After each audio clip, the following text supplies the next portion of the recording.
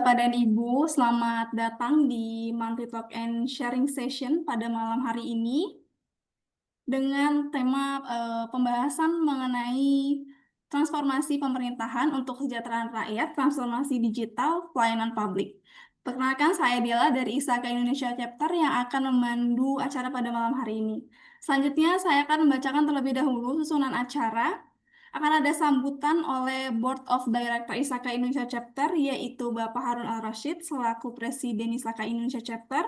Kemudian sesi diskusi akan dimoderatori Rahmat Mulyana selaku Certification Director ISAKA Indonesia Chapter. Kemudian pemaparan akan disampaikan oleh Bapak Cahyono Tribirowo, STMTI selaku PLT Deputi Bidang Transformasi Digital Pemerintah Kementerian PAN-RB.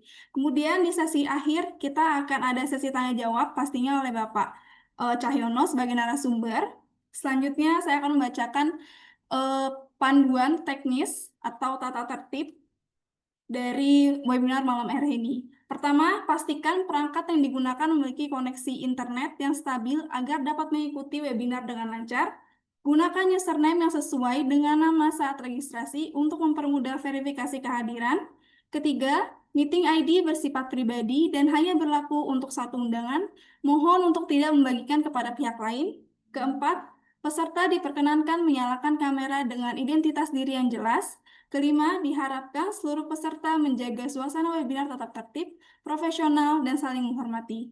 Keenam, peserta dapat menyampaikan pertanyaan atau pendapat dengan sopan melalui kolom chat atau fitur raise hand saat sesi tanya jawab. Ketujuh, CPI untuk member akan diupload ke website oleh chapter maksimal 7 hari setelah acara berlangsung, dan juga e-sertifikat akan tersedia di akun MyIsaka Bapak dan Ibu peserta member. Kemudian selanjutnya kami akan bersama-sama mendengarkan sambutan terlebih dahulu oleh Bapak Harun Al-Rashid selaku Presiden ISAKA Indonesia Chapter. Waktu dan layar dipersilahkan. Baik, terima kasih Dela. Assalamualaikum warahmatullahi wabarakatuh. Salam sejahtera kita semua. Selamat malam, salam sehat teman-teman semua. Mudah-mudahan dalam kondisi baik-baik ya, yang masih di perjalanan juga hati-hati. Pertama-tama saya mungkin mau mengucapkan terima kasih banyak atas kehadiran Pak Cahyono. Wah, akrabnya dipanggil dengan Pak Ion ya. Terima kasih banyak sudah meluangkan waktu malam ini untuk berbagi ilmu kepada kita semua.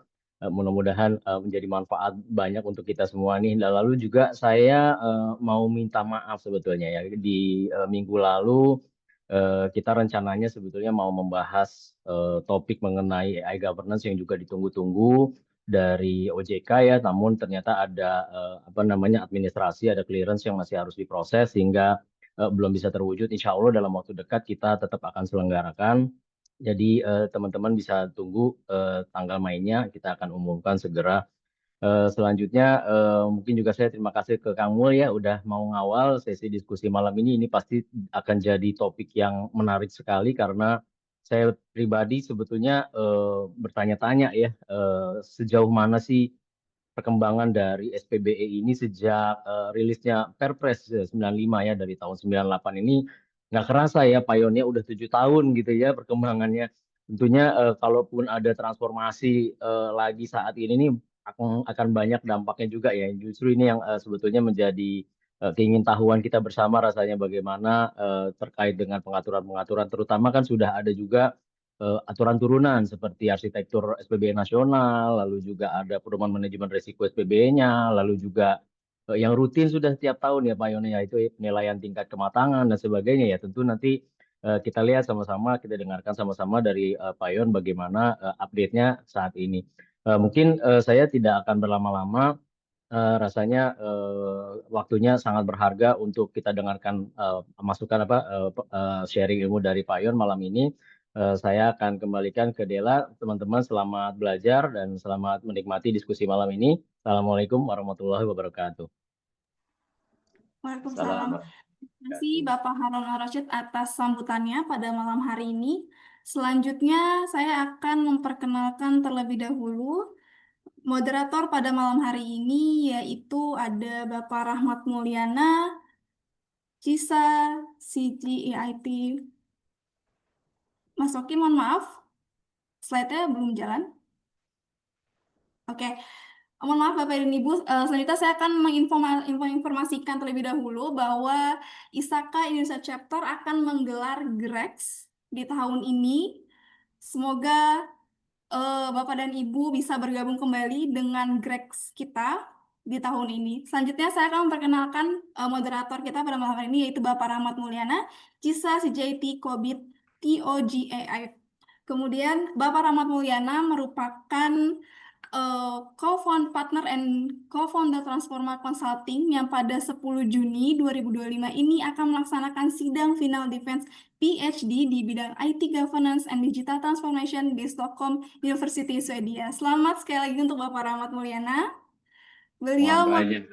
Ya, beliau memiliki pengalaman lebih dari 25 tahun dalam penerapan standar internasional dan praktik yang baik di bidang IT, digital strategy, enterprise architecture, IT GRC, cyber security, dan data privacy. Beliau juga terlibat aktif dalam penyusunan regulasi turunan SPBE, menjadi asesor tingkat kematangan SPBE di berbagai instansi pemerintah sampai 2021.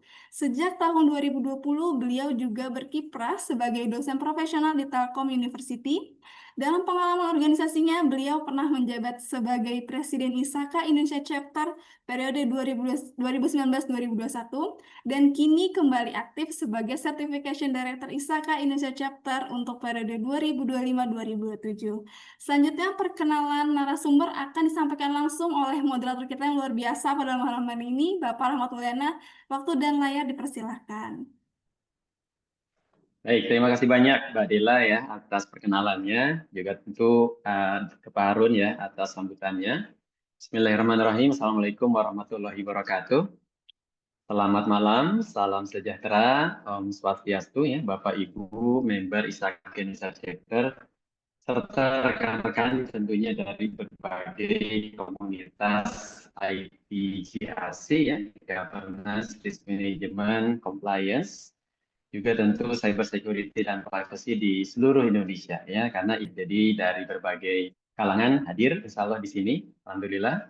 Senang sekali rekan-rekan, malam ini kita kembali berkumpul ya dalam Monthly Talk and Sharing Session atau kita biasa sebut sebagai MTS bersama ISAKA Indonesia Chapter. Nah, seperti biasa, kita akan berdiskusi ya mengenai topik terkini yang strategik tentu saja ya dan juga populer. Dan malam ini kita akan mengangkat tema yang sangat relevan dengan peran kita sebagai profesional di bidang tata kelola IT dan juga transformasi digital, yaitu transformasi pemerintahan untuk kesejahteraan rakyat. Bagaimana transformasi digital di pelayanan publik.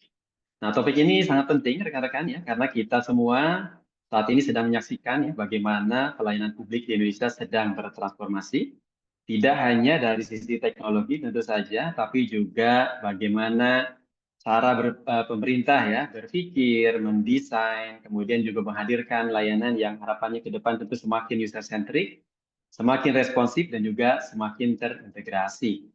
Nah, hal ini sebetulnya juga terlihat ya dari adanya peningkatan indeks ya e-government Indonesia di dunia. Kita kenal sebagai EGDI ya dari PBB. Dari peringkat 107 ke 107 ya di 2018 yang lalu menuju ke 64 ya di 2024 yang lalu ya. Serta juga meningkatnya indeks SPWE ya di nasional dari 1,98 ke 3,12 pada range tahun yang sama. Ya, ini merupakan satu pencapaian tentu saja ya. Dan tentu seiring juga dengan berlakunya RPJPN ya yang baru yang berlaku untuk tahun 2025 sampai 2045 nih rekan-rekan ya berdasarkan Undang-Undang tahun 2024 ya nomor 59 dengan fokus kepada transformasi sosial, kemudian juga ekonomi dan tata kelola. Nah, ini tentu saja menarik ya, karena relate banget dengan konteks kita, tata kelola. Kemudian juga tentu diterbitkannya Perpres ya, tahun 2023, nomor 82 tentang percepatan layanan digital nasional, serta didirikannya GovTech Indonesia ya yang kita kenal sebagai INA Digital sebagai satu lembaga akselerator untuk transformasi digital nasional seperti itu. Nah, malam ini rekan-rekan kita akan membahas bagaimana transformasi digital Indonesia bukan hanya sekedar adopsi teknologi tentu saja, ya, melainkan pergeseran paradigma ya menuju digital government yang melibatkan masyarakat dan berbagai pemangku kepentingan tentu saja ya sebagai mitra akhirnya. Nah, untuk membahasnya kita sangat beruntung rekan-rekan. Malam ini kita ditemani oleh sosok yang telah menjadi motor penggerak ya transformasi digital pemerintah di Indonesia. Izinkan saya memperkenalkan beliau, yaitu Bapak Cahyono Tri Hirowo. Kita biasa panggil beliau sebagai Pak Yon. Beliau merupakan PLT Deputi Menteri ya, Pan RB bidang transformasi digital pemerintah.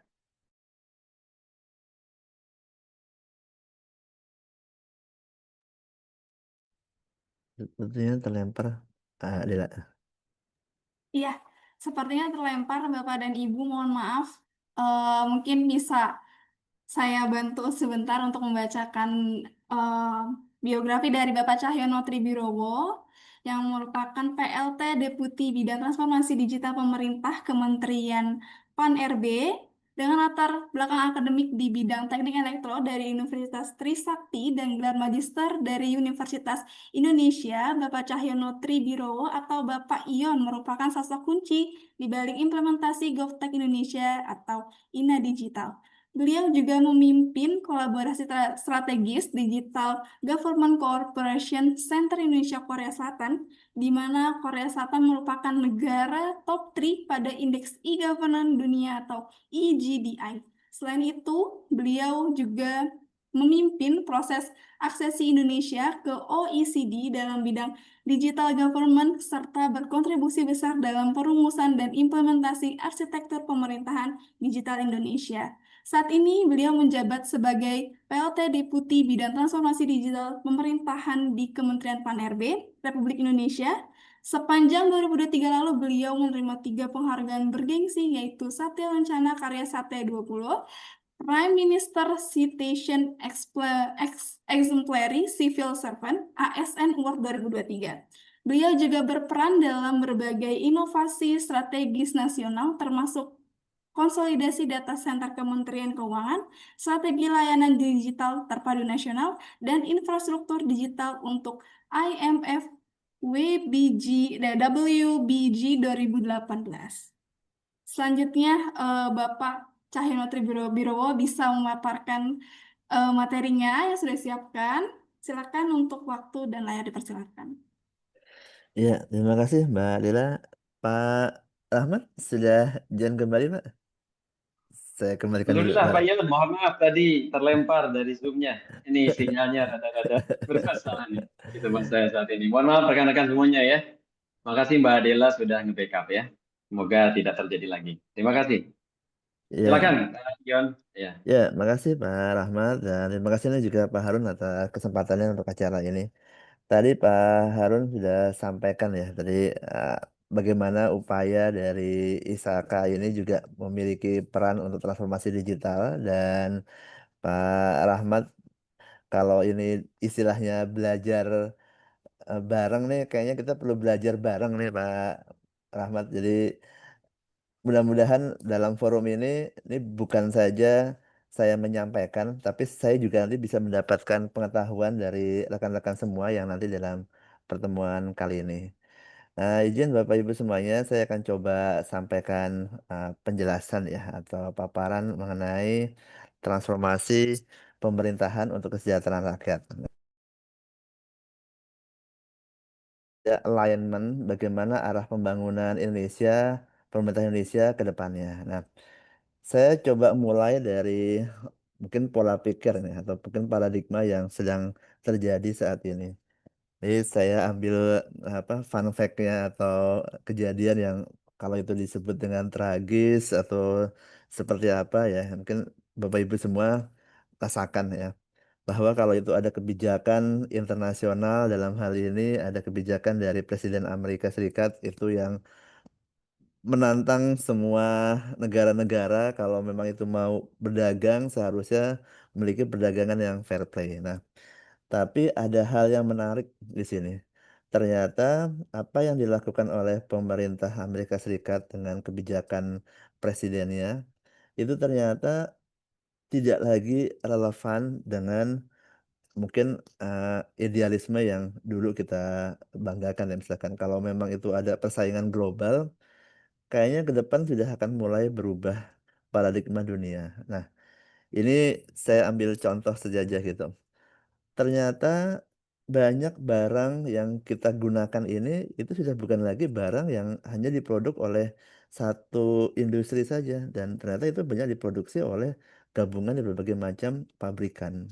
Dan kalau ternyata negara Amerika ini menentang terhadap perdagangan global, tapi ada dua atau ada kondisi yang ternyata sudah tidak bisa lagi Amerika menjadi hegemoni satu-satunya, yakni adalah terkait dengan teknologi digital. Nah, berarti kalau ini ada teknologi digital, maka saya ambil menarik nih itunya, apa yang dilakukan oleh Cina. Cina memiliki rencana strategis untuk memiliki infrastruktur industri 5.0. Nah, apa yang disebut dengan 5.0? Nah, yang saya tuliskan di bawah itu sebenarnya 5.0 itu adalah menjadi penggabungan antara transformasi digital dan human center. Penggabungan antara pendekatan teknologi dan juga kembali lagi ke manusia. Itulah yang akan membedakan apa yang akan kita tuju di pemerintah Indonesia. Nah, kalau dampak dari dunia itu sudah berubah, maka apa nih yang itu membawa dampak bagi Indonesia? Saya coba berikan ilustrasi yang ada di sebelah kanan. Ini ada 4 kuadran. Kalau kita ambil 2 kelompok, maka kuadran 2 yang di atas itu akan fokus kepada internal. Nah, ini bisa banyak ya, kalau ini perspektifnya pemerintah, maka akan menjadi internal pemerintah. Dan kalau yang sebalikannya, 2 kuadran yang di bawah itu akan berorientasi kepada eksternal. Dalam hal ini terkait dengan pengguna. Nah, apa yang harus kita lakukan? Maka kita akan menuju wilayah yang merah. Reinvent bagaimana inovasi itu dilakukan. Nah, kalau itu inovasi yang dilakukan, maka kita punya, tadi sampaikan oleh Pak Rahmat, bahwa Indonesia memiliki arah pembangunan nasional 2045 Indonesia Emas. Nah, berarti perubahan yang terjadi saat ini mengenai teknologi digital itu akan menjadi kayak semacam bagaimana inovasi yang kita lakukan untuk dua kondisi. Kondisi internal, berarti ini akan merubah tata kelola pemerintahan, yaitu kalau kita kenal sekarang dengan istilah reformasi birokrasi. Kalau itu kepada pengguna, berarti kita akan merubah transformasi digital ini kepada layanan kepada masyarakat, layanan terpadu. Tetapi kita tidak boleh terjebak di ke tengah, yakni kita akan mengerjakan semuanya, tapi kita nggak akan tahu fokus yang harus kita lakukan. Nah, itu yang harus kita lakukan di pemerintah, menjadi paradigma pemerintah yang saat ini. Nah, kalau kita sudah punya pola pikir seperti ini, maka pola tersebut itu sebetulnya juga sejalan dengan kayak tren dunia. Kalau Bapak Ibu semua kenal dengan istilah Society 5.0, maka di Jepang sudah cukup lama ya kita mendengarkan dari penerapan yang ada di Jepang. Industri 4.0 itu sudah mulai juga bergeser ke industri 5.0 yang tadi sudah saya sampaikan. Kognitif dari manusia sudah mulai masuk kepada penerapan teknologi digital. Nah, kalau kedua paradigma dimensi ini itu eh, memiliki pengaruh, berarti pengaruh apa nih yang akan terjadi kepada tata kelola pemerintahan? Dan itu akan menjadi governance 5.0. Nah, ada satu hal yang menarik di sini bahwa saat semua itu bergeser menjadi angka 5, maka kembali lagi nih bahwa manusia sebagai faktor tertinggi dalam pencapaian tujuan. Bukan lagi aplikasi teknologi yang harus kita dewakan, tapi kembali lagi manusia lah itu yang akan menjadi, kalau itu man behind the gun yang melaksanakan, ya manusia itulah yang harus melaksanakannya. Jadi pendekatannya kembali kepada pendekatan manusia. Nah, dari kondisi yang saat ini terjadi, berbagai macam perubahan di dunia, tren dunia itu sudah berubah. Nah, tadi yang disampaikan ya, misalkan dari Mbak Dela, misalkan upaya Indonesia masuk dalam aksesi OECD, ini memberikan ilustrasi Bapak Ibu semuanya. Kalau negara-negara OECD yang disebut negara maju di dunia ini memiliki upaya untuk transformasi pemerintahan, modernisasi administrasi pemerintahannya, administrasi negaranya, maka ternyata dua tiang atau garis yang di biru sebelah kiri, mereka memiliki strategi bagaimana membentuk pelayanan publik yang baik, membentuk pelayanan yang lebih baik. Kemudian itu juga disandingkan dengan strategi pemanfaatan teknologi digital, digitalisasi. Nah, berarti sebetulnya semua negara juga memiliki strategi yang sama, bagaimana menghasilkan pelayanan publik dan juga disandingkan dengan strategi transformasi digital. Berarti sama nih, sudah pemahaman yang kita peroleh dari berbagai macam contoh di negara dunia dan apa yang akan kita lakukan. Dan saya mau mengambil 3 angle lagi yang ada di 3 warna oranye, bahwa ternyata hal yang sama juga terjadi di berbagai negara tersebut. Interorganizational collaboration. Berarti kalau ada upaya kolaborasi ini, maka kejadiannya sekarang mungkin juga masih sama, silo, sektoral di masing-masing instansi pemerintah bagi organisasi yang ada. Bagaimana upaya untuk memperkuat value dari demokrasi. Kalau itu value dari demokrasi kita jalankan, berarti prinsip keterbukaan dan transparansi kita harus lakukan. Nah, ini yang kita coba akan alainkan seperti apa, bagaimana 3 slide awal ini akan mempengaruhi banyak terhadap kebijakan di pemerintah. Nah, ini Bapak Ibu semuanya, kalau saya ambil sebagian yang disampaikan oleh Pak dan bagaimana upaya kita terkait dengan perang dagang, perang tarif perdagangan, maka strategi yang dilakukan adalah reformasi struktural.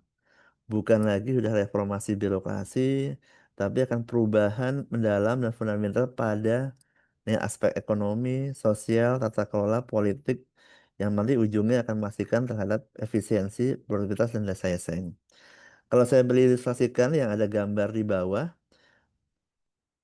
upaya Indonesia untuk melakukan target Indonesia Emas 2045 akan terdiri dari 3 transformasi: sosial, ekonomi, dan transformasi kelola. Berarti semua ini itu akan disebut dengan reformasi struktural yang nanti di dalamnya juga akan memiliki strategi menggunakan kebijakan pemerintah digital dan penerapan reformasi birokrasi. Dan akhirnya apa yang akan menjadi filosofi tersebut akan menjadi pendekatan kepada pemerintah Indonesia yang bukan lagi silo sektoral di masing instansi, tapi terintegrasi secara holistik untuk kemudahan layanan. Apa yang dilakukan oleh instansi pusat mengenai keterpaduan seharusnya itu akan menjadi alignment terhadap layanan yang ada di pemerintah daerah dan tentunya sampai dengan ke pemerintah desa. Nah, kita sudah dapat nih pola pikir secara besar di internasional. Kita sudah dapat pola pikir di pimpinan kita, Pak Presiden, mengenai bagaimana kita melakukan transformasi, bukan lagi transformasi yang di masing-masing, tapi sudah reformasi secara struktural. Nah, ini saya berikan ilustrasi karena kan semuanya. Tadi kalau ini kita anggap sebagai suatu journey gitu kan, perubahan yang terjadi terhadap tata kelola digital di pemerintah Indonesia, maka sebetulnya sudah cukup panjang kita lakukan nih Pak Rahmat mulai tahun 2003 mengenai adanya instruksi presiden mengenai e-government. Kemudian kita ada tahun 2018 mengenai penerapan SPBE. Nah, tapi ini kalau saya analogikan untuk kalau balapan gitu kan, kita nggak bisa kayak menyalip nih di trek lurus nih. Kecuali kalau kita punya mesin yang bagus, tapi kita bisa punya menyalip nih kalau berada di tikungan. Nah, momen apa yang kita bisa pakai untuk perkembangan lebih cepat? Maka momentum yang kita bisa pakai itu adalah tahun 2025. Momentum ini adalah kita sudah melampaui Undang-Undang 17/2007 tentang RPJPN periode 2005-2025. Kita masuk kepada RPJPN yang baru, Undang-Undang 59 tahun 2024 untuk tahun 2025-2045. Dan kita saat ini sudah punya Perpres 12 2025 untuk rencana pembangunan jangka menengah untuk 5 tahun yang akan datang. Berarti tahun 2025 ini ada dua momen. Momen sebagai tahun pertama RPJPN dan tahun pertama RPJMN. Berarti kalau ini menjadi awal kesinambungan untuk strategi 5 tahun ke depan, itu bisa kita lakukan dan juga untuk strategi 20 tahun yang akan datang. Nah, inilah yang membawa kita kepada suatu pemikiran, momentum ini yang kita pakai untuk merubah pola pikir kita tidak lagi menjadi kerangka e-government, tapi menjadi menuju kerangka digital government, pemerintah digital. Nah, apa yang akan kita lakukan ini, Bapak Ibu semuanya? Sebelah kiri yaitu sudah kita upayakan lah. Cukup banyak yang kita sudah lakukan gitu kan. Setiap instansi punya layanan digitalnya masing-masing. Bukan salah kebijakan saat itu, tapi itulah yang harus kita lakukan untuk bisa memberikan pemahaman bahwa setiap instansi untuk sudah bisa menggunakan layanan digitalnya. Nah, tapi kita sudah nggak lagi puas, nggak bisa lagi berhenti di tataran ini. Yang tadi sudah saya sampaikan di awal. Dunia sudah berubah. Nah, kalau itu sudah dunia berubah, maka kita akan bergeser menjadi sebelah kanan, Bapak Ibu semuanya. Kalau kita sudah punya pola pikir untuk mengutamakan masyarakat human center, maka kerangkanya sudah bukan lagi kita membuat kayak mall pelayanan publik secara khusus nanti setiap orang akan datang ke sana. Enggak. Berarti seharusnya mall pelayanan publik itu bisa terbentuk di sentra-sentra masyarakat yang ada di pasar, di terminal, di tempat bagaimana masyarakat itu datang ke suatu tempat. Berarti bentuknya nggak hanya harus bentuk gedung atau bangunan besar, tapi bisa juga berbentuk warung, kios yang ujungnya akan memastikan bahwa layanan terpadu itu bisa diakses oleh masyarakat. Masyarakat sudah nggak lagi harus mengikuti kayak semacam prosedur-prosedur yang itu pemerintah, tapi seharusnya memudahkan. Oh, kalau kita mau mendaftar sekolah ya seharusnya data-data kita yang ada di Dukcapil sudah bisa langsung kita manfaatkan. Dan itu bisa langsung kita untuk mendaftarkan anak kita yang sudah terdaftar di dalam KK. Nah, yang kemudian akan bisa mengidentifikasi terhadap personanya kita sebagai pengguna layanan. Dan itu akan menjadi identitas digital terpadu. Dan terakhir nih rekan-rekan semua, Bapak Ibu semuanya, berarti ke depannya ya kita harusnya sudah nggak perlu lagi nih kalau dulu masing-masing instansi membuat layanan untuk mengisi datanya di setiap layanan tersebut, setiap aplikasi tersebut. Seharusnya back end service layar di belakang itu akan saling interoperabilitaskan sehingga masyarakat tidak perlu lagi mengisi ulang yang seharusnya sudah diisi kepada instansi pemerintah. Itu makanya tuh kasih tahu saya. Kalau dari kemarin udah kelihatan gimana? Ya, oke. Itu apa istilahnya sudah kebayang apa yang dilakukan di berbagai macam negara, tren dunia, arah dari Pak Presiden, kemudian kita sudah tahu apa yang kita mau tuju dan momentum apa yang kita bisa lakukan di tahun 2025 ini. Kemudian saya akan masuk nih, mulai lebih detail lagi. Nah, kalau kita anggaplah inilah ilustrasi untuk memberikan pemudahan pemahaman terhadap RPJPN, ada 3 transformasi, maka saya akan coba scrutinize nih ke arah yang fondasi di bawahnya, transformasi tata kelola. Dan saya ambil ada 3 nih angle-nya untuk bisa mencapai layanan transformasi sosial ekonomi yang bagus, maka fondasinya transformasi tata kelola.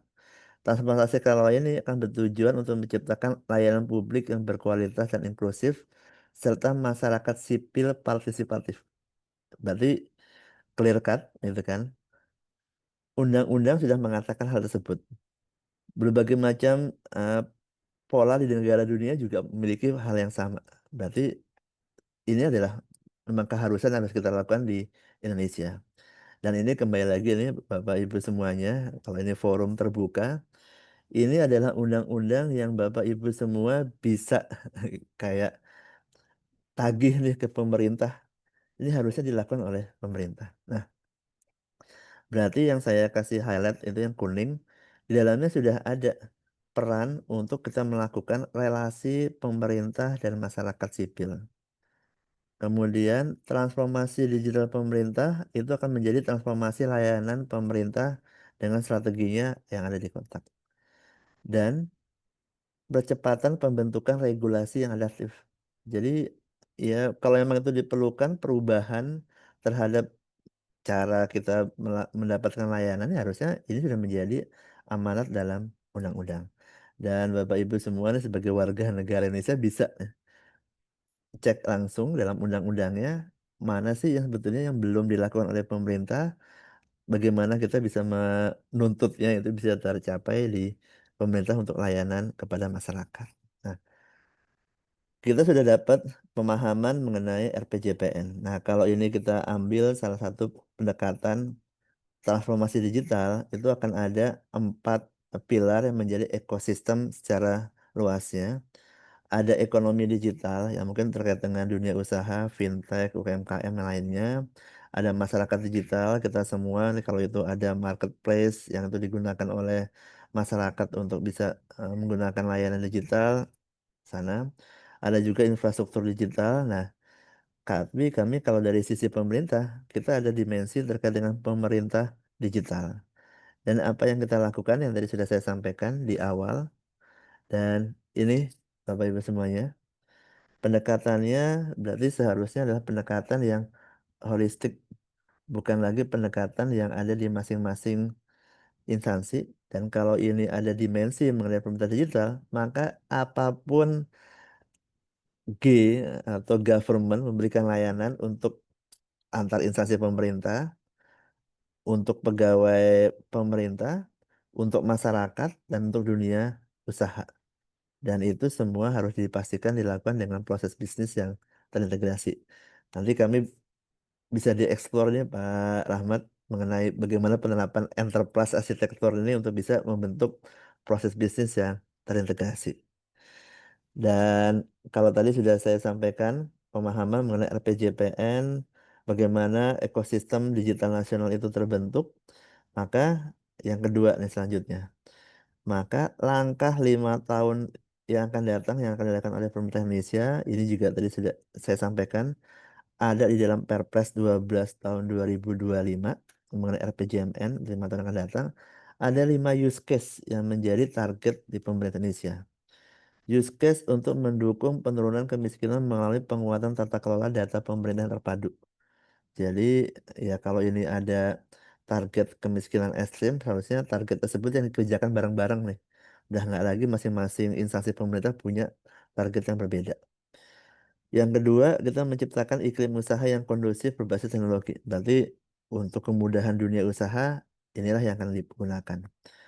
Pengadaan berbasis elektronik yang lebih baik dan maju sistematis. Modernisasi teknologi sistem perpajakan dan transformasi layanan publik yang fokus pada kebutuhan masyarakat di setiap tahap kehidupan. Nah, kalau 5 hal ini akan sudah menjadi target dalam RPJMN, maka bagaimana kita melaksanakannya nih? Nah, saya buatkan ilustrasi yang ada di sebelah kanan. Kalau use case itu ada 5, maka use case ini itu nanti pasti akan memanfaatkan fondasi nih, platform yang digunakan berbagi pakai bersama, yakni adalah digital public infrastructure untuk digital identity, data exchange, dan digital payment. Setiap instansi seharusnya tidak lagi berhubung satu sama lain dengan bilateral MOU PKS di masing-masing, tapi sudah berbagi pakai data lintas instansi. Ada kebijakan satu data di sana, ada pemanfaatan sistem penghubungan pemerintah di sana. Identitas digital sudah ada pengampu yang memang sesuai dengan undang-undang ada di Dukcapil di Kemendagri. Tapi tidak hanya itu, juga banyak pengampu terkait dengan substansi autentikasi untuk layanan yang lain. Layanan imigrasi, paspor, layanan dunia usaha, ada nomor NIB dan lainnya. Dan digital payment ini tidak hanya di pemerintah. BI kita punya ada layanan KRIS. Nah, ini semua akan menjadi pondasi untuk bisa melaksanakan kegiatan yang ada di atas. Nah, ini Bapak Ibu semuanya, kalau tadi sudah saya sampaikan strateginya seperti apa, maka dampaknya ya ini kita bisa ilustrasikan gitu kan. Saya ambil contoh saja gitu, kalau ada layanan siklus hidup, peningkatan kualitas layanan pemerintah melalui layanan proaktif dan personal, maka setidaknya ini akan bisa menjaga nih. Kalau itu ada layanan yang cukup besar, misalkan ini ada eh, kegiatan di Pak Presiden mengenai makan bergizi gratis, pengecekan kesehatan gratis, digitalisasi pembelajaran, maka seharusnya ini sudah bukan lagi layanan-layanan yang itu masing-masing, tapi sudah saling terkait. Nah, dan 4 pilar yang tadi saya sampaikan di awal ini akan menjadi kolaborasi bersama, dan ini adalah upaya kita ya Pak Rahmat, bahwa kita nggak hanya menyampaikan ini, perspektif ini di internal pemerintah, tapi dengan adanya ISAKA ini mungkin bisa memperluas pemahaman apa yang sudah dilakukan oleh pemerintah kepada masyarakat. Dan apa yang dilakukan oleh pemerintah Indonesia yang tadi sudah saya sampaikan di awal, momentum ini yang kita pakai untuk mereform kebijakan SPBE yang sudah kita lakukan untuk kayak apa sih value yang harus dicapai ke depannya gitu kan. Human center yang menjadi utama yang akan kita lakukan. Kita sudah bukan lagi hanya mendigitalisasi prosedur, tapi kita sudah merubah menjadi reformasi struktural. Bukan lagi hanya pemenuhan terhadap syarat-syarat untuk kita bisa compliance, tapi sudah harus berdampak terhadap bagaimana perubahan proses bisnis. Efisiensi yang dulu kita utamakan seharusnya nanti akan mengutamakan terhadap dampaknya dari sistem yang akan kita bawa, penciptaan nilai publik dan dampak.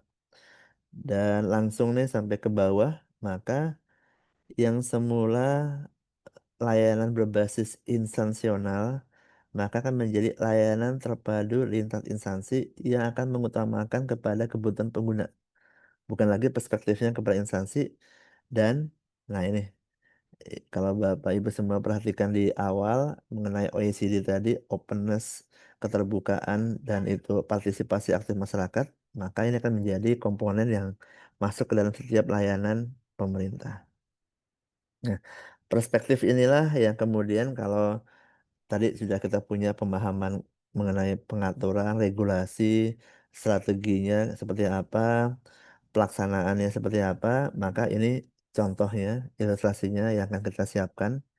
Maka layanan pemerintah sudah bukan lagi layanan instansional, tapi layanan yang pendekatannya kepada kebutuhan masyarakat sesuai dengan siklus hidup. Bisa jadi Bapak Ibu semua nanti ke depan untuk perubahan KK itu bukan dimulai untuk datang ke kantor Dukcapil, tapi mungkin dimulai dari rumah sakit, karena kita ada perawatan yang nanti akan ada mungkin bersalin yang nanti akan mengupdate terhadap dokumen KK yang perlu konsen kita, konfirmasi kita sebagai masyarakat terhadap apa yang sudah kita dapatkan layanan di rumah sakit, langsung mendapatkan perubahan KK. Di banyak wilayah pemerintah daerah sudah melakukan hal tersebut. Saat itu masuk ke rumah sakit, lahir anak, maka semua data-data yang terkait dengan kependudukan kita langsung mengupdate. Nah, itu salah satu contoh saja yang nanti semuanya itu akan memiliki relasi satu sama lain dan menjadi siklus hidup mulai dari melahirkan anak sampai dengan masa tua dan tutup usia. Dan ini yang saya highlight di nomor 13. Berarti setiap langkah layanan yang diberikan oleh pemerintah ke masyarakat ini akan ada komponen partisipasi masyarakat. Baik itu memantau proses sampai di mana, mendapatkan keluhan atau proses yang sudah dilakukan, dan tentunya ini Bapak Ibu semuanya, kalau kita sudah punya nih petanya tadi, maka peta tadi ini kita bisa sinkronkan dengan target pembangunan nasional. Saya berikan contoh di sini, kalau ada warna hijau, itu berarti adalah target untuk 5 tahun yang akan datang. Kalau warna kuning, berarti itu target untuk 20 tahun yang akan datang. Dan ini menariknya adalah ternyata single identity number itu sudah menjadi target yang diminta oleh Pak Presiden di 5 tahun yang akan datang. Dan tentunya ini bisa menjadi pemetaan untuk layanan apa saja yang menjadi target yang harus dilakukan oleh pemerintah untuk memberikan layanan terpadu kepada masyarakat. Nah, Pak Rahmat nanti kalau waktunya terlewat diingatkan. Ya, Pak Yon, masih ada 10 menit lagi, Pak. Silakan, Pak. Ya, makasih. Nah, berarti Bapak Ibu semua sudah punya nih apa yang harus dilakukan oleh pemerintah, targetnya sudah terdefinisikan baik itu dalam RPJMN maupun RPJMN dan bagaimana kita bisa merubahnya ke arah sana. Kalau tadi saya ingat di awal mungkin saya bilang ada enterprise arsitektur, kita ada arsitektur SPBE nasional, masing-masing instansi akan memiliki arsitekturnya masing-masing. Maka arsitektur itu akan mendefinisikan terhadap setiap proses bisnis, layanan, aplikasi yang dimiliki. Kalau ada yang sebelah kiri, ini misalkan saya buat adalah warna-warna yang sama gitu kan. Tapi ke depannya nanti bukan lagi menjadi kalau kita datang, tadi saya berikan contoh, untuk mendapatkan kakak, datanglah ke kantor Dukcapil akan mengikuti proses 1 sampai 5 sampai selesai. Tapi nanti ke depannya untuk mendapatkan layanan tersebut bisa jadi itu berada di dalam start awal untuk layanan yang lainnya. Dan layanan yang lainnya berarti akan memiliki standar layanannya dan formulir yang nanti bisa langsung dimanfaatkan untuk layanan-layanan yang berbagai macam selanjutnya. Jadi sangat cair dan sangat sesuai dengan kebutuhan dari pengguna. Personalisasi akan menjadi hal yang utama. Dan kalau tadi sudah saya sampaikan paradigmanya berubahnya seperti apa, berarti ya omni channel lah yang harus kita lakukan, harus kita bisa siapkan. Masyarakat bukan berarti harus datang ke kantor, berarti pemerintah lah yang harus datang ke masyarakat. Kalau ini ada 4 pendekatan, bukan berarti layanan digital itu hanya untuk melakukan untuk digital service, tidak. Tapi sistem digital, infrastruktur publik digital ini akan menjadi backbone untuk semua layanan yang nanti akan disediakan. Kalau kita akan menyiapkan untuk layanan istilahnya pelayanan publik, warung, kios yang terpadu, maka setiap warung layanan tersebut yang datang, masyarakat nggak lagi membuka aplikasi yang berbeda-beda, nggak lagi mengakses kepada akun yang beda-beda, tapi sudah mengakses kepada aplikasi yang terintegrasi. Saat petugas layanan pemerintah datang ke masing-masing instansi, sudah membawa layanan yang terintegrasi menjadi mobile service. Dan kita akan mendekat kepada bentuk-bentuk yang layanan yang bisa langsung berada di dekat sentra layanan, kios service yang bisa dilakukan secara mandiri. Jadi bukan berarti kalau kita sulit nih mengakses layanan pemerintah, kemudian kita harus belajar untuk kita mendekat ke sana, mengeluarkan effort sana, tapi enggak. Tapi seharusnya pemerintah lah yang harus bisa mendefinisikan bagaimana kebutuhan masyarakat itu terjadi untuk mendapatkan layanan sifatnya inklusif. Jadi kalau saya highlight di sebelah kanan, tujuan utama transformasi digital, transformasi pelayanan publik berbasis digital adalah bukan pemanfaatan teknologi, tapi kemudahan penggunaan dan inklusivitas layanan fokus kepada pengguna. Transformasi tata kelola pemerintahan menjadi fondasi dalam peningkatan kualitas pelayanan publik. Back end service-nya lah yang pemerintah ini yang harusnya kerja kerasnya untuk memberikan kemudahan kepada masyarakat. Menjadikan pengguna masyarakat sebagai sentral dalam identifikasi pembentukan layanan pemerintah melalui partisipasi aktif masyarakat sebagai fitur integral dalam layanan digital pemerintah. Dan tentunya itu sudah banyak nih target-target oleh Presiden. Ini banyak impres yang disusun oleh Pak Presiden untuk bisa mempercepat hal ini terjadi.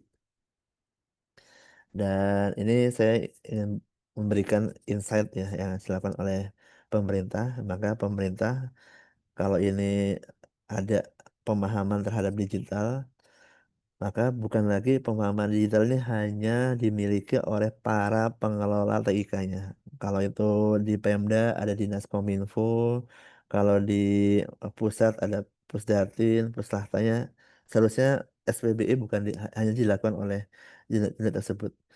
Kedepannya bisnis unit para pemegang kebijakan, pengambil keputusan memiliki pola pikir digital sejak awal.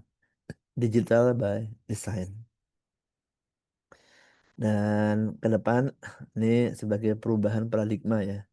Jadi ya kembali lagi nih Bapak Ibu semua yang sudah saya sampaikan di awal, maka pemerintah bukan lagi mengatur masyarakat, tetapi pemerintah akan bekerja bersama masyarakat, masyarakat sebagai mitra.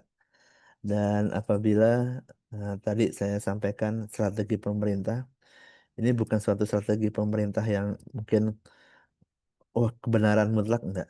Tapi inilah upaya kita, ikhtiar kita bersama bahwa kita akan mengadaptasi berbagai macam perubahan di dunia yang tentunya pendekatan sudah berbagai bukan pendekatan birokrasi semata, tapi sudah memastikan bahwa tujuan utamanya adalah kemudahan masyarakat, utamakan kesejahteraan masyarakat.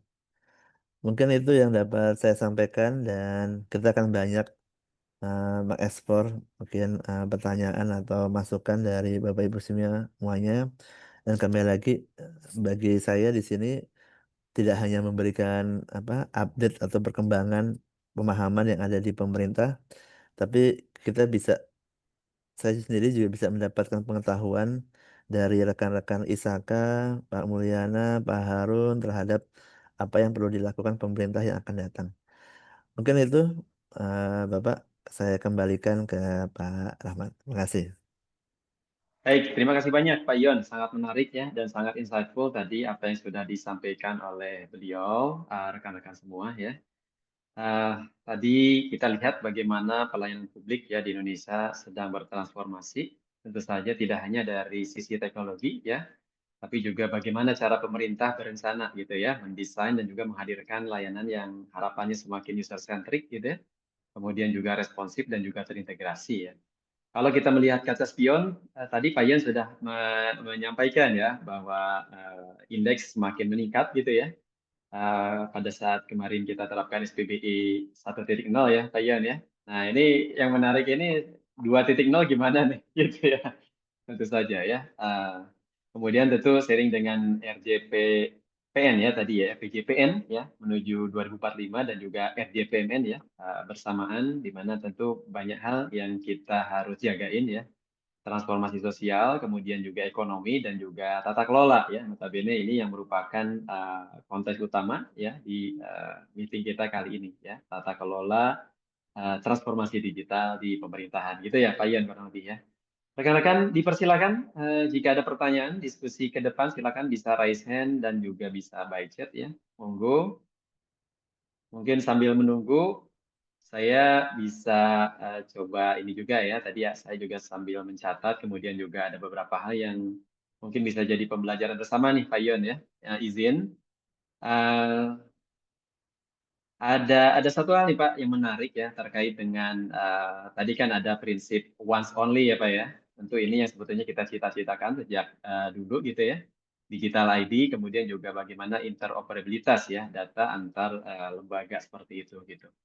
Nah, kalau melihat target yang cukup besar nih Pak ya, tadi tersampaikan di dalam RPJPN dan juga RPJMN 5 tahun ke depan, ini bagaimana pemerintah ya bisa memastikan ya keberlanjutan transformasi digital lintas periode pemerintahan nih Pak, agar tidak bergantung nih kepada figur dan juga momentum-momentum tertentu ya.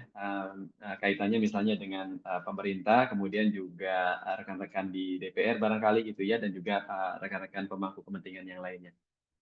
Silakan Pak, kira-kira kalau kita kaitkan dengan tantangan terbesarnya dan mitigasi resiko yang mungkin terjadi, kira-kira bagaimana nih Pak Ion?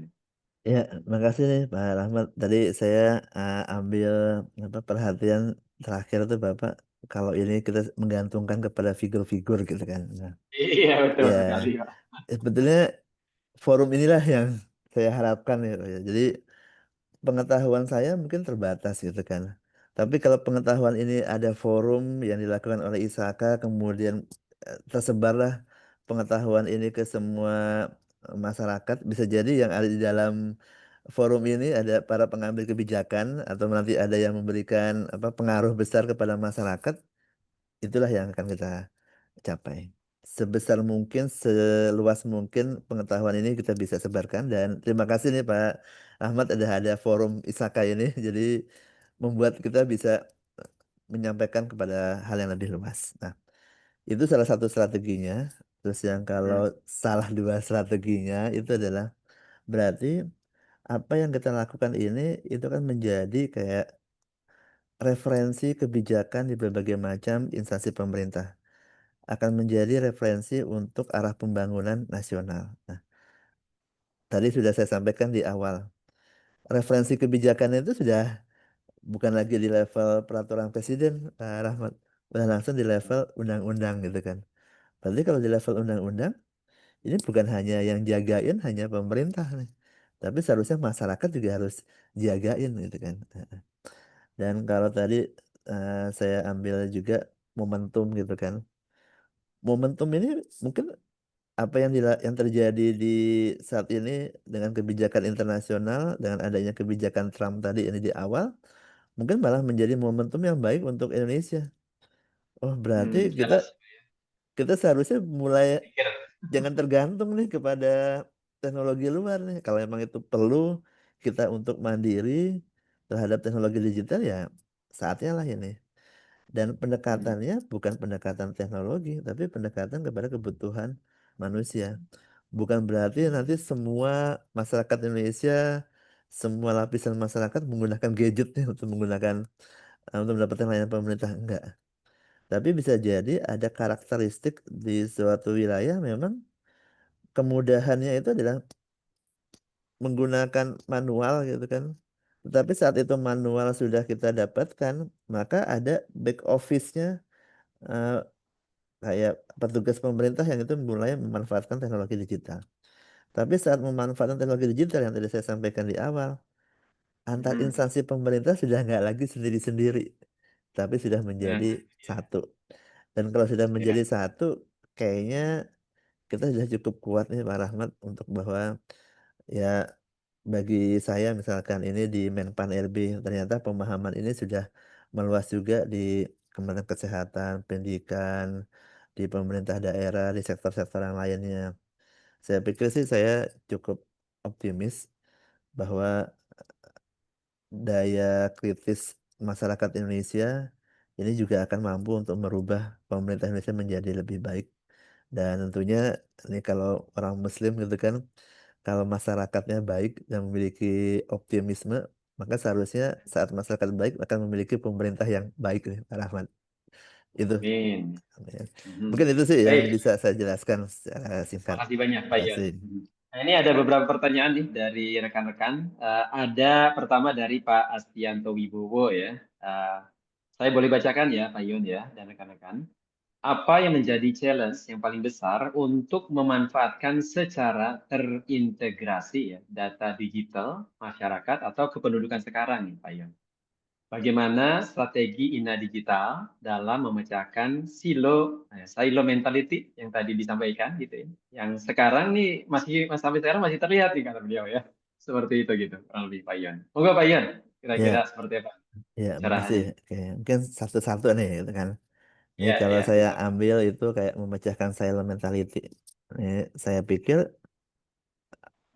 kita punya pemimpin yang kuat. Misalkan Pak Presiden sudah menyampaikan dalam banyak kesempatan, yang dicari itu bukan yang dilakukan oleh pemerintah nih, tapi harusnya yang dicari itu adalah bagaimana pemerintah untuk mencapai kesejahteraan masyarakat. Maka sebesar-besarnya itu harusnya targetnya adalah masyarakat. Nah, kalau itu targetnya itu adalah masyarakat, di banyak kesempatan, eh, yang saya tahu misalkan itu ada rapat kabinet, maka Pak Presiden sudah menyampaikan, sudah nggak boleh lagi kita kerja masing-masing. Nah, kalau itu sudah menjadi kayak patron, Pak Rahmat yang sudah disampaikan oleh Presiden, ya aku pikir sih seharusnya ya di tingkat eselon 1 menteri ya sudah nggak perlu lagi kita punya kebanggaan untuk di masing-masing, tapi kita kebanggaannya adalah untuk bisa mencapai yang target disampaikan oleh Pak Presiden tadi. Nah, bagi kita sendiri ini di sisi pemerintah itu tantangan ya, challenge yang harus kita lakukan dan itu sudah menjadi komando. Dan bagi saya sendiri ini exciting nih, Rahmat gitu kan. Kalau kita bisa merapihkan ini, setidaknya apa yang saya lakukan seharusnya ini bisa menjadi kesinambungan untuk generasi yang akan datang. Nah, berarti keep in mind-nya itu adalah ini sudah menjadi bukan lagi targetnya per instansi, tapi sudah menjadi targetnya di nasional. Nah, berarti kalau itu turun lagi ini ke bawah, nih apa yang dilakukan nih strategi Ina Digital? Kita nggak bilang nih Ina Digital menjadi oh kayak vendor pemerintah, nah, tapi kita ini anggapnya sebagai gerakan yang kita jaga untuk bisa memastikan keterpaduan. Kalau kita punya identitas digital, berarti bukan berarti identitas digital ini basisnya memang basis utamanya adalah data kependudukan. Tapi juga akan ada nih bisa digunakan untuk basis data kependudukan untuk layanan identitas paspor. Bisa digunakan untuk layanan identitas perjalanan. Ada yang bisa digunakan untuk identitas pengemudi SIM yang lainnya. Berarti kita melihat, oh ternyata masyarakat nggak peduli kok betulnya dengan berbagai macam identitas. Tapi yang kita butuhkan saat itu masyarakat itu perlu adalah saat dia itu mau bepergian ke luar negeri, maka dia dapat informasi, oh ternyata inilah uh, identitas dari warga Indonesia. Saat itu kita menggunakan kendaraan, maka kita ada identitas. Nah, pemahaman tersebut sudah mulai terwujud rekan-rekan semuanya, tapi kalau ini perlu percepatan, yang tadi saya bilang Pak Rahmat, ada Undang-Undang 59 yang menyatakan kita harus melakukan perubahan regulasi yang adaptif. Itu yang sedang kita kerjakan. Kita akan sedang merubah. Adaptif ya kata kuncinya ya. Betul. Jadi bukan lagi pendekatannya kalau itu ada 5 meja kemudian dijadiin satu mejanya tapi formulirnya sama gitu kan. Berarti kalau itu 5 meja di satu meja, formulirnya seharusnya data-data yang sama jadi hilangkan, jadi yang satu formulir juga tidak mengisi Hmm. mengulang lagi. Ya, once only ya Pak ya. Cocok. Dan kita paksa itu menjadi kalau itu menjadi indikator kinerja instansi pemerintah ya kita masukkan. Itu perannya dari Menpan. Kita Ya, ya. push bahwa setiap instansi yang tadi sudah saya sampaikan di awal mengenai target-targetnya itu menjadi indikator kinerjanya ke mereka. Bukan lagi Hmm. hanya mendefinisikan indikator kinerja yang tanda kutip aman bagi instansi tercapai. Ya, seharusnya menjadi tantangan kita bersama. Mungkin itu sih Hmm. strateginya yang Ya, bisa saya sampaikan secara holistik secara besarnya. Terima kasih. baik, baik Pak Yon. Makasih banyak Pak sharingnya Pak. Kemudian ini ada dari Pak Guntur Panaatmaja ya. Izin bertanya nih Pak Yon, bagaimana pemerintah memastikan adanya koordinasi lintas lembaga? Nah ini sebetulnya tadi sempat disinggung ya Pak ya. Kaitannya dalam implementasi transformasi digital nasional, kemudian tata kelola dalam pemerintahan yang bersinergi seperti itu Pak. Ya, terima kasih nih Ah, pertanyaannya. Saya ambil dari angle-nya mungkin Bapak Ibu semua bisa googling lah itu mengenai Peraturan Presiden Nomor 140 Tahun 2025. Itu tentang Kementerian Negara. Jadi itu adalah hmm. dasar Perpres untuk Pak Presiden mendefinisikan berapa menteri yang dibentuk. Nah, kalau Untuk itu nomenklatur itu Pak ya. Hmm. tepat. Nah, Hmm. di situ sudah tertulis bahwa transformasi digital itu bukan lagi ditaruh di lingkup pendukung instansi, tapi menjadi tanggung jawab pimpinan instansi. Dan setiap instansi harus mengutamakan transformasi digital yang memanfaatkan data lintas sektor, mengutamakan pembentukan layanan digital terpadu. Nah, gitu. Ya berarti sebenarnya semua pembentukan perpres kali nanti kalau ditanya dan ini itu ada perpres kan itu sudah ada nih peraturan perundangannya yang harus dilakukan. Kita Hmm. ada BPK sebagai audit eksternal yang itu bisa mengecek ini benar atau tidak dilakukan. Kita ada BPKP yang memastikan internal pemerintah dilakukan tidak. Saya rasa sih banyak instrumen yang kita bisa pakai untuk bisa memastikan hal tersebut jalan. Dan ada Hmm. tambahan peran dari di dalam perpres tersebut untuk 3 menteri. Nanti Menteri Perencanaan Pembangunan Nasional, Kepala Bappenas, Menteri Keuangan, dan Menteri Pan-RB itu menjadi menteri yang menjaga keselarasan program nasional, tidak Hmm. berada di bawah kementerian koordinator, tapi akan Iya, iya, langsung iya. menjadi uh, lapor ke Pak Presiden untuk memastikan keselarasan tadi. Berarti substansi transformasi digital sudah masuk di dalam perannya Pempan dalam kerangka transformasi pemerintah. Jadi banyak instrumen yang kita bisa pakai dan Bapak Ibu semua bisa melihat dari peraturan regulasi yang sudah kita susun. Kalau ada hal yang ternyata itu tidak relevan, oh ini nggak dilakukan oleh instansi, bisa Nah, langsung. kita harus kawal sama-sama ya, Pak Ian Bet- ya. Betul. Jadi kan kalau itu Eh, kita jaga bersama ya tadi ya, jangan istilahnya mengandalkan satu figur, mengandalkan satu tokoh gitu kan. hmm. Pikir partisipasi masyarakat inilah menjadi hal yang harus kita lakukan bersama. Kalau mau menjaga pemerintah, jangan kami saja di pemerintah yang jaga, jangan hanya Pak Mulyana aja yang menjaga, seharusnya semua yang ada di sini bisa menjaga. Makasih. Ya, makasih Pak Ion ya. Demikian, kemudian ada lagi pertanyaan lanjutan nih dari Pak Rizky Hapsoro ya, beliau juga salah satu tim ini nih, tim eksekutif dari Saka juga ya. Eh, ini kaitannya dengan nyambung dengan transformasi digital tadi Pak. Tentu pertanyaannya adalah bagaimana ini dikaitkan dengan rencana menjaga keamanan data nih Pak ya. Ini karena memang kemarin ya cukup banyak juga kasus-kasus yang terjadi tentunya dikaitkan juga dengan adanya undang-undang terkini ya. Bagaimana undang-undang perlindungan data pribadi ini kita bisa terapkan. Hal ini kritikal karena transformasi akan menyimpan informasi pribadi milik warga secara lengkap dan terpusat nih Pak. Nah, kira-kira gimana nih Pak Ion nih kalau kita kaitkan dengan UU PDP nih Pak? Ya, saya mau ambil angle penjelasannya itu adalah pemahaman ini itu akan memiliki relasi kepada literasi digital. Dan literasi digital ini Hmm. akan memiliki kaitan juga dengan literasi terhadap pemanfaatan data.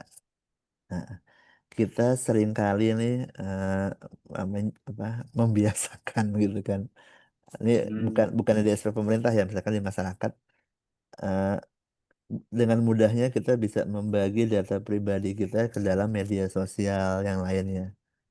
Jadi sebenarnya data itu sudah banyak terjadi dan harapannya ini dengan adanya forum ini, undang-undang tersebut itu dibentuk untuk memastikan terhadap keamanan data pribadi di masing-masing personal pribadi. Nah, Hmm. berarti kalau seperti itu ada peran kita semua nih. Oh, kalau ternyata ada layanan pemerintah yang meminta nih terhadap data pribadi yang seharusnya sudah kita sampaikan kok kepada instansi pemerintah, saya pikir sih ini jadi info kepada kita semuanya. Kita juga sudah mengidentifikasi ya seharusnya ini sudah tidak lagi dilakukan oleh instansi tersebut. Kita harus rubah gitu kan. Jadi kembali lagi nih rekan-rekan semuanya, kita kalau ini kita perbaiki di instansi pemerintah, tapi kita berharap tidak lagi bertepuk sebelah tangan ya, tapi kita juga perlu bantuan dari Bapak Ibu semua sebagai masyarakat. Ingatkan juga ke instansi-instansi tersebut, layanan pemerintah tersebut harus memastikan terhadap ya kalau sudah data ini sudah kita sampaikan, ya kita nggak perlu mengulanginya lagi karena itu sudah ada di sana. Dan kalau itu ada data tersebut, ada nggak info konsen bahwa layanan ini sudah mendapatkan persetujuan dari kita untuk memanfaatkan data tersebut. Itu ada kan ya Pak Rahmat di dalam Undang-Undang PDP. Nah, itu yang kita bisa Hmm. pakai. Kami di pemerintah tentunya aware terhadap hal tersebut. Ini sebagai contoh, Inpres 4 ya 2025 mengenai data tunggal sosial ekonomi itu juga kita jaga nih prakteknya penerapannya. Karena semua data tersebut akan ada data by name, by address, dan data tersebut seharusnya siapa sebagai pengendali terhadap data tersebut, siapa sebagai pemroses data tersebut, orang atau instansi yang sebagai pemroses tersebut, seharusnya nggak bisa mengakses terhadap data pribadinya tersebut tanpa dengan konsen dari pemilik datanya. Dan mekanismenya sudah kita pastikan untuk kita terapkan di dalam Kalau itu ada Impres 4 data tunggal sosial ekonomi kita terapkan sana. Tapi kembali lagi mungkin ini cukup banyak nih data yang sudah di apa akses oleh pemerintah terhadap data pribadi dan tentunya kita juga akan butuh perbaikan-perbaikan untuk yang proses yang hal itu sudah terjadi. Mungkin itu sih Pak Rahmat. Tapi kembali lagi concern tersebut sudah menjadi perhatian di pemerintah. Mhm, mhm. Ya, terima kasih Pak Ion ya atas penjelasannya. Kemudian ada pertanyaan lanjutan nih dari Pak Priyambodo Rohmat Pratama ya. Izin Pak Cahyo, guru saya pernah berkata, ya, bila setiap layanan pemerintah harus diakses dengan menggunakan atau menyerahkan fotokopi KTP gitu ya. Artinya transformasi digital masih banyak perlu pembenahan fundamental nih Pak. Gimana nih Pak penyikapannya Pak terkait dengan ini? Gitu ya. Iya, Ini relate sih sebenarnya dengan apa yang tadi kita bahas ya Pak ya, seperti itu. iya. Tadi juga saya sampaikan di dalam paparan tuh ada mengenai tantangan yang dilakukan gitu kan. Iya, iya, iya. Sederhana bahwa ya kita harus rubah gitu bahwa seharusnya sudah nggak perlu lagi fotokopi KTP sebagai syarat gitu. Nah, syarat tersebut itu juga istilahnya ya kita kalau di pemerintah harus berbenah untuk melakukan ke sana. Tapi itu juga harus berbenah nih kepada layanan-layanan yang di non pemerintah gitu kan. Banyak kalau itu misalkan saya ambil contoh pinjaman online yang kemudian meminta untuk syaratnya adalah foto KTP bersama dengan orangnya sampingnya gitu kan. Heeh. Terus karena demi misalkan untuk mendapatkan Perpindahan uang itu ya. itu Kalau dulu kan kartu kredit ya, Pak Ion ya. Nah, sampai sekarang dampak dari kartu kredit masih kerasa nih. Saya diteleponnya lebih dari 5 kali sehari, Pak. Kayak sholat 5 waktu, Pak. Bisa 17 kali itu, Pak, ditelepon. iya. Aku pikir tambah sama sholat sunnahnya gitu kan. Sebenarnya. Nah Ya, itu ya. kembali lagi gitu kan. Nah Ah, ini kalau apa ya mungkin nggak relevan atau kurang tepat gitu ya. Misalkan kalau digital itu adalah pisau bermata dua gitu kan. Suatu saat kita akan sangat terbantu, memudahkan dalam berbagai macam hal gitu. Tapi kalau kita tidak hati-hati dengan pisau bermata dua, malah bisa kena dengan diri kita sendiri.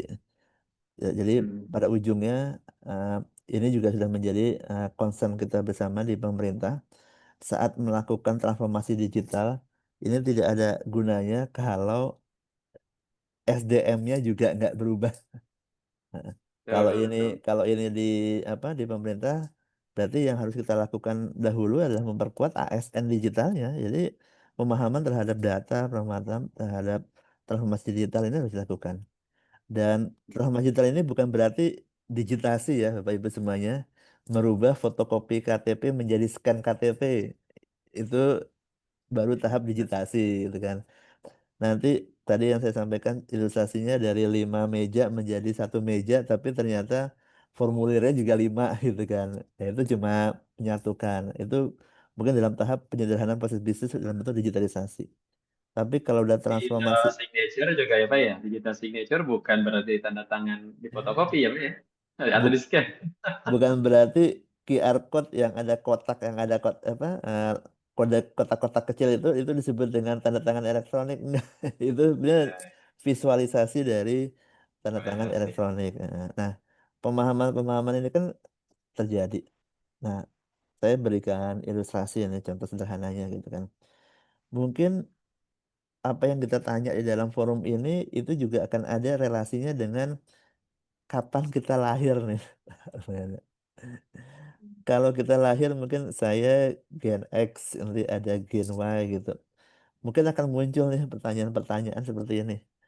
Tapi nanti kalau generasi alfa sudah ada gitu kan, mereka sudah nggak perlu ditanya lagi nih. Mereka nggak ngerti mengenai channel TVRI. Mereka nggak ngerti mengenai channel RCTI Indosiar. Yang mereka lihat itu bukan lagi TV, tapi yang mereka lihat itu adalah YouTube, TikTok yang lainnya. Nah, Hmm. berarti kan memang sudah benar-benar berubah.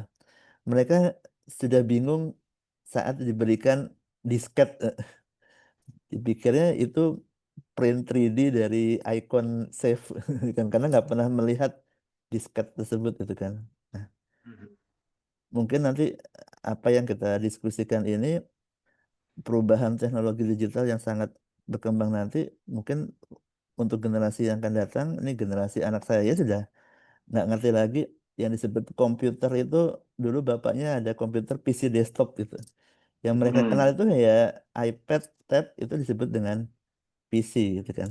Sederhana itu. Nah, Iya, iya, iya. ini eh, ya momen ya yang kita bisa pakai dalam forum ini.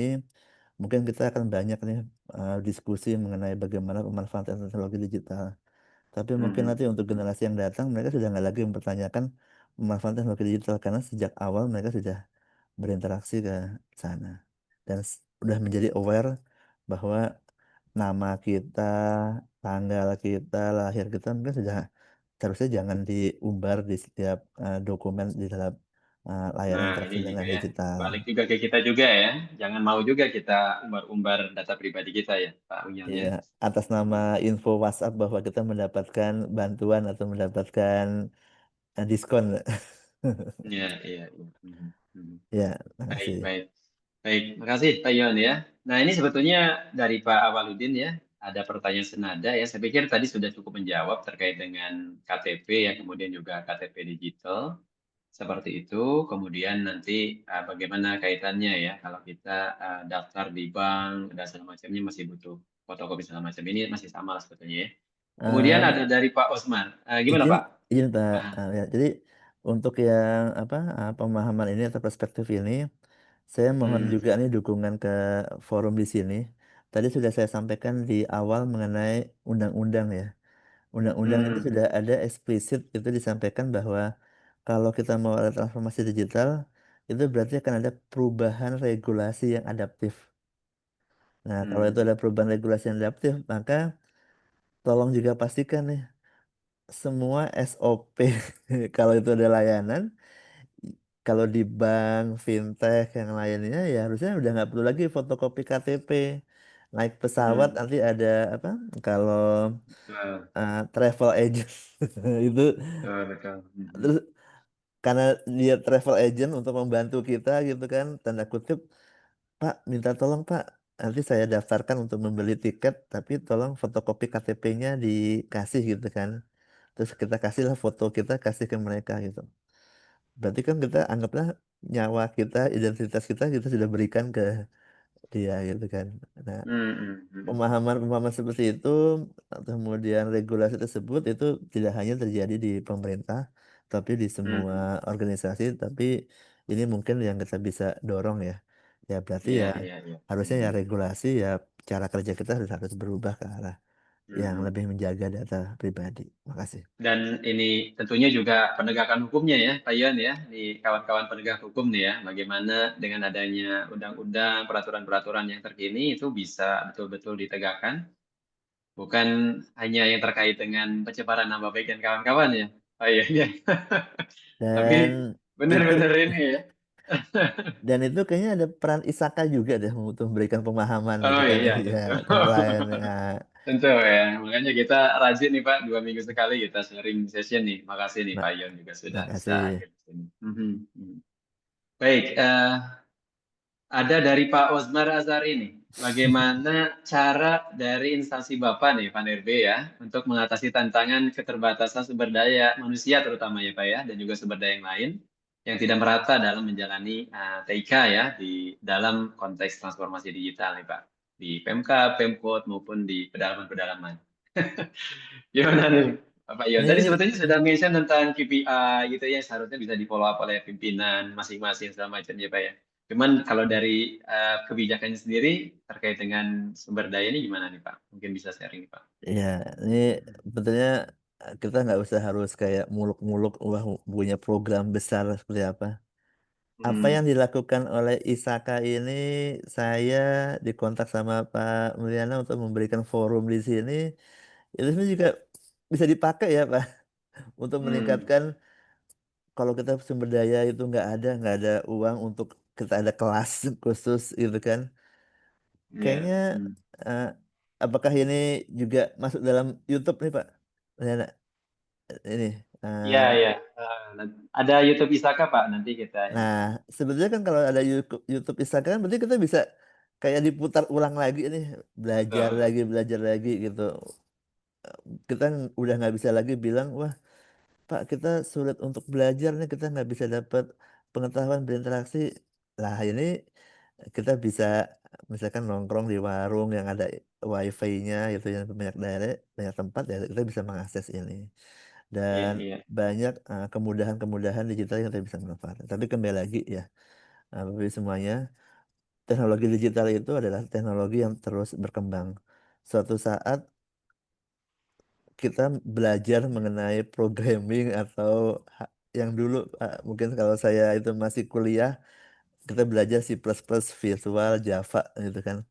Tapi mungkin Mhm. 2 tahun yang akan datang, kita tinggal bilang itu kepada DeepSeek, ChatGPT, AI gitu, tahu-tahu source code itu bisa langsung keluar semuanya gitu kan. Iya. Ya, apa yang dulu kita anggap itu suatu handicap gitu, mungkin depannya sudah bukan lagi suatu hal yang kekurangan itu. Tapi yang Baik. terpenting di sini itu adalah kita bisa harus waspada nih terhadap perkembangan teknologi digital yang jangan kita asosiasikan hanya berupa aplikasi dan infrastruktur semata. Tapi Mhm. tata kelolanya, governance-nya itu yang harus kita juga jaga. Mungkin itu sih pendekatannya. Baik, Pak Ion ya.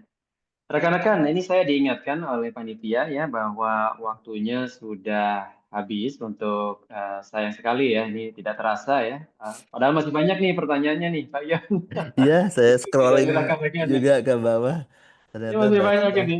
Seperti itu. banyak Nanti kita banyak. catat ya, Pak Ion. Nanti kita bisa, ini barangkali kita bisa jawab Ya, berikutnya saya ya. tertulis ya. Yang berbeda ya, seperti itu. Dan tadi tentu saya juga izin ya ke Pak Ion untuk nanti bisa menyiapkan kembali ya di forum-forum Isaka, channel-channel Isaka yang lain ya untuk agar sosialisasinya bisa lebih luas lagi ya terkait Tepat, dengan tepat. ini seperti itu gitu. Rekan-rekan Isaka Indonesia ya dan juga rekan-rekan lain, mohon maaf ini karena waktunya memang sudah mendesak ya. Kita tidak bisa menjawab ya dan juga mendiskusikan semua pertanyaan yang sudah disampaikan. Kami semua tentu berterima kasih ya atas apresiasi dan juga diskusi yang sangat menarik ya dari rekan-rekan semuanya. Agenda berikutnya mungkin kita bisa ini ya, kita kembalikan berarti kita tutup dulu sementara. Nanti saya ada sedikit kata-kata penutup mungkin ya. Saya mungkin bisa tanya sedikit ke Mbak Rifko atau Mbak Dela. Nextnya gimana nih Mbak Dela nih? Selanjutnya kita ada sesi ini ya Pak, quiz. Ada 3 soal. Oh, ada quiz ya. Iya, yang Benar-benar cepat quiz. paling pertama jawab dan benar nanti ada merchandise dari Saka Pak. Gitu. Mantap, mantap ya. Jadi kita pantengin nih sama-sama ya. Siap-siap teman-teman raise hand. Ada 3 pertanyaan yang sudah disiapkan oleh teman-teman panitia ya. Monggo silakan oleh panitia bisa dimunculkan pertanyaan pertama. Saya mantengin ini nih layar nih sama Pak Ion nih. Berarti kalau saya nggak bisa jawab ya Pak ya? Wah, kasih Pak ini Pak. Benar semua. Ya, monggo di Ya, share screen dulu berarti ya. Silakan. Mas iya, Oki, ada ayo. 3 soal ya Pak. Oke. Nanti Bapak dan Ibu bisa menjawab Baik. di melalui kolom chat. Nanti ada tim Saka yang Hmm. akan mencatat yang paling cepat dan benar. Nanti akan dapat merchandise. Oke. Akan di Oh, jadi email. jawabnya lewat chat ya? Iya, lewat chat Pak. Oh, langsung lewat chat ya, tidak buka mic ya. Baik, Ya, tidak perlu raise hand berarti ya, secepat-cepatnya tidak. ya. Ya, betul. Oke. Cepatnya di kolom chat ya Pak. Ya, baik, baik. Sampai Oke. di ya. Silakan, silakan rekan-rekan berlomba nih ininya jempolnya atau ketikannya nih. Silakan. Mas Oki boleh ditampilin pertanyaannya? Ya, nomor 1. Apa tujuan utama dari transformasi di layanan digital menurut... Wah, waduh cepat tuh. Waduh, cepat sekali. Ya, ya, ya, ya. Oh, langsung ya. Wah, oke. Dan kayaknya jawabannya benar semua nih, Pak. Luar biasa, semua pada menyimak nih ya, Pak Ion ya. Ya, yang Baik, pertama baik. benar dari atas nama Bapak William Bostan. Ya, Pak William Boston ya, nanti oke. sudah dicatat ya, Pak William. Mantap, Pak, kecepatan ininya Selanjutnya, responnya. pertanyaan nomor 2. Hmm. Oh, silakan. Istilah Nomor 2. once only Once principle. only principle. Wow. Oke. Ada yang Wah, ini masih harusnya jangan Charlie lagi nih. Ya, tapi tadi dicatat ya. Tadi dicatat yang pertama Iya, tadi dicatat. kelihatan di Ya. ininya. Ah, Nomor ya. 2 dan yang benar dan cepat atas nama Dias Permana. Selamat. Oh, Mas Dias ya. Boleh ya, ini tim Isaka ya, boleh ya. Mas Dias ya, dari BRI ini. Baik, selamat nih Mas Dias ya. Pertanyaan kedua Pertanyaan dapatkan ketiga ya. dari Isaka. yang ketiga jawabannya bukan C lagi nih harusnya nih. Iya, harusnya jangan saya ya, biar enggak ini, biar ada batas nih. Nah, Wah, 3, oke. nomor 3 sudah ada yang jawab Bapak Ibu.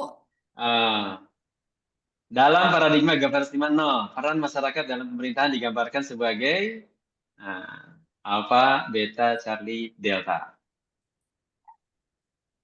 Atas nama yang benar dan cepat atas nama Feby Adiputra. Selamat untuk Bapak Feby. Sebi Adi Putra ya. Jadi jawabannya apa, Mbak Dela tadi? Bapak dan Ibu, quiz ini sudah selesai. Nanti akan dikontak langsung oleh tim Isaka melalui email yang terdaftar.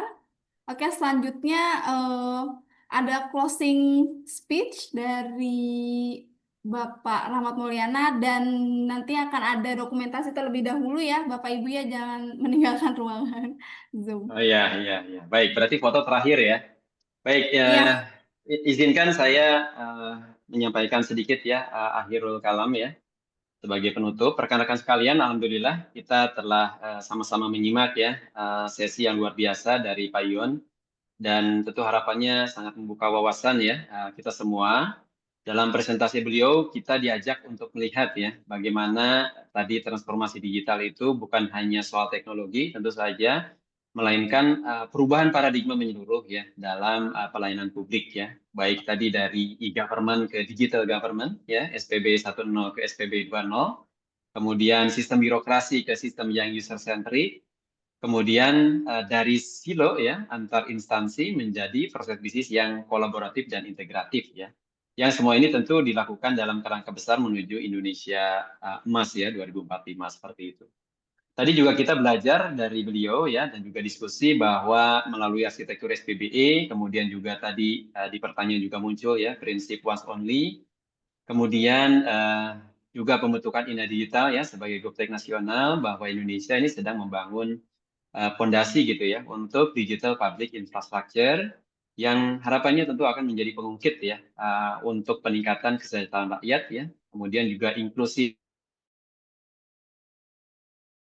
belanja negara nih ya. Nah, ini yang tentu kita harapkan semua seperti itu. Nah, melalui sesi tanya jawab tadi yang sangat menarik ya, kemudian kita juga telah menggali lebih dalam bagaimana pemerintah telah berusaha ya mengatasi tantangan trust deficit misalnya ya, kemudian digital divide tadi, kemudian juga keberlanjutan terkait dengan lintas pemerintahan dan keamanan siber ya, terutama perlindungan privasi seiring dengan adanya undang-undang PDP tadi. Kami menyampaikan ucapan terima kasih sebesar-besarnya ya kepada Pak Yon atas paparan yang sangat komprehensif gitu ya, kemudian juga transparan dan juga penuh visi strategik tadi. Kami yakin tentu saja ilmu dan inspirasi yang dibagikan tadi ya dan kita diskusikan bersama-sama harapannya bisa menjadi bekal berharga ya bagi kita semua, baik sebagai praktisi ataupun akademisi, kemudian juga tentu menjadi satu harapan bersama bahwa ini bisa menjadi jembatan gitu ya untuk kolaborasi lebih lanjut antar berbagai komunitas ya. Dalam konteks JRC, auditor misalnya ya, profesional dan regulator tentu saja ya, ABG, Academic Business dan Government, agar transformasi digital di Indonesia tidak hanya bisa terakselerasi, tapi juga bisa inklusif ya, kemudian juga bisa etis dan juga berkelanjutan seperti itu. Demikian mungkin rekan-rekan, terima kasih banyak. Akhirul kalam, mari kita terus kawal dan dukung terwujudnya pelayanan publik digital yang terpadu dan berpihak kepada rakyat. Mungkin itu saja. Terima kasih banyak. Wassalamualaikum warahmatullahi wabarakatuh. Terima kasih Pak Yon dan juga rekan-rekan semua. Waalaikumsalam. Makasih. Waalaikumsalam warahmatullahi wabarakatuh. Makasih banyak Pak Yono. Monggo Dan kita bisa lanjut ya. Silakan Mbak. Foto dulu sama-sama Foto dulu teman-teman. ya, sama-sama silakan. Mohon bisa buka Bapak dan kameranya. Ibu mungkin dari Pak Ion mungkin ada closing speech juga mungkin yang mau disampaikan. Oh Pak Yon dari juga, Bapak. silakan. Mungkin ada closing speech Silakan yang Pak mau Yon. disampaikan. Bapak monggo dipersilakan. Makasih, ini mungkin bukan closing speech tapi ajakan kita kawal bersama Ajakan kita kawal bersama ya. transformasi digital pemerintah. Bukan untuk instansi pemerintah, tapi untuk masyarakat. Makasih. Ya, makasih Pak Yon. Terima kasih banyak Bapak dan Ibu. Terima kasih juga pada Bapak Cahyono Tribirowo atas pemaparannya dan Pak Rahmat Mulyana selaku moderator yang bertugas pada malam hari ini. Sebelum saya tutup, mari kita dokumentasi terlebih dahulu kepada Bapak dan Ibu yang berkenan untuk membuka kamera, dipersilakan. Ya, silakan rekan-rekan. Saya Bapak dan Ibu yang berkenan Kita foto bareng.